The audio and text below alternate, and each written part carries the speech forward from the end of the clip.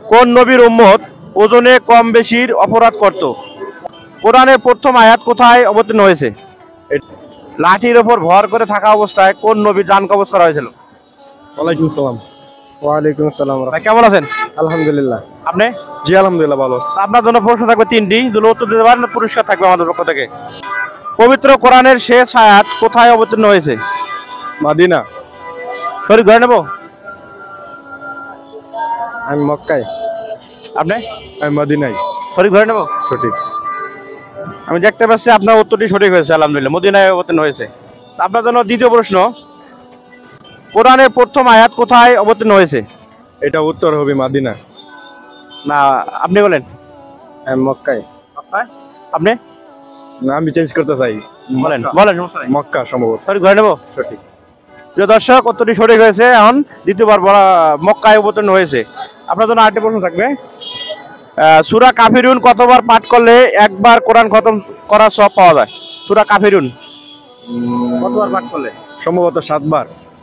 আপনি? 3 বার। আর সময় দিলাম, আপনি ভেবে বলুন। অপশন আছে কিছু? অপশন দেওয়া যাবে 6 বার, 7 বার, 4 বার। 4 বার। আপনি? আমি 7 বার। আপনারা সঠিক ধরবো? হ্যাঁ সঠিক। প্রিয় দর্শক, এই ভাইয়ের উত্তরটি সঠিক হয়েছে। অপশন দেওয়ার পরে 4 বার পাঠ করলে এক খতম কোরআন কারীম খতম করার সব পাওয়া হয়। যাই হোক, আপনারা আগে কখনো অংশগ্রহণ করেছিলেন? জি নেই ফার্স্ট ইনশাআল্লাহ। আর এইরকম অনুষ্ঠান কি দরকার আছে? জি জি দরকার আছে। জি দরকার আছে। দর্শকের উদ্দেশ্যে কিছু বলেন। দর্শকের উদ্দেশ্যে এটাই বলবো, যাতে 5 ওয়াক্ত নামাজ পড়ে এবং ইসলামিক কালচার যা আছে সব মাইনা চলে, এইগুলাই। ঠিক আছে, বিদায় নিচ্ছি। আসসালামু আলাইকুম ওয়া রাহমাতুল্লাহ। ওয়ালাইকুম সালাম ওয়া রাহমাতুল্লাহি। কেমন আছেন ভাই? ইনশাআল্লাহ ভালো। তো আপনাকে আমরা 3টি প্রশ্ন করব, যদি আপনি উত্তর দিতে পারেন আপনার জন্য আমাদের পক্ষ থেকে একটা পুরস্কার থাকবে। হযরত আবু বকর রাদিয়াল্লাহু তাআলা আনহু কি নামে প্রসিদ্ধ ছিল? হযরত আবু বকর রাদিয়াল্লাহু তাআলা আনহু কি নামে প্রসিদ্ধ ছিল? সঠিক। সঠিক, সহজ একটি প্রশ্ন, একটু চিন্তা। হযরত আবু বকর রাদিয়াল্লাহু তাআলা আনহু। হযরত আবু বকর রাদিয়াল্লাহু তাআলা। অপশন দিতে হবে? অপশন দিলে ভালো হতো। সত্যবাদী, সিদ্দিক এবং সিদ্দিক। সিদ্দিক সঠিক ধরে নেব? সঠিক ধরে নেন।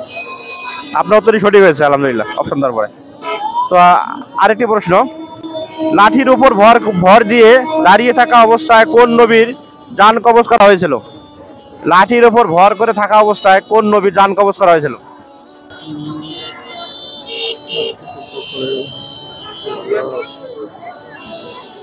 আবু বকর সিদ্দিক। নবী নবী নবী। একটু খেয়াল করলে পাবেন, একবারে অনেক মাথায় আসতেছে না। ঈসা আলাইহিস সালাম।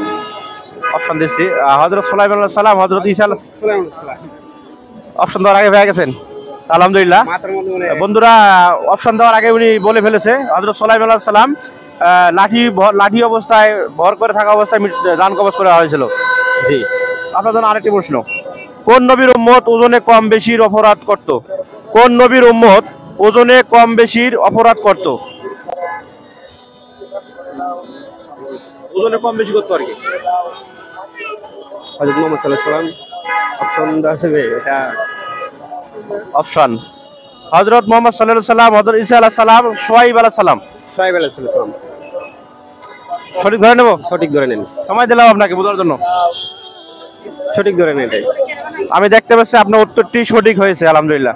যাই হোক, আপনি কখনো এরকম কুইজ অংশগ্রহণ করেছিলেন? এখনো কখনো করা হয় না, এটাই প্রথম। কেমন লাগলো? ইনশাআল্লাহ অনেক ভালো লাগলো। এরকম অনুষ্ঠান কি দরকার? অবশ্যই দরকার, ইসলামের পক্ষে অনেক অনুষ্ঠানের এরকম অনুষ্ঠান অনেক দরকার। তো আমাদের পক্ষ থেকে আপনার জন্য একটা পুরস্কার থাকবে, টুপি। যেহেতু আমরা ইসলামিক অনুষ্ঠান করি, টুপিটা মাথায় দেন।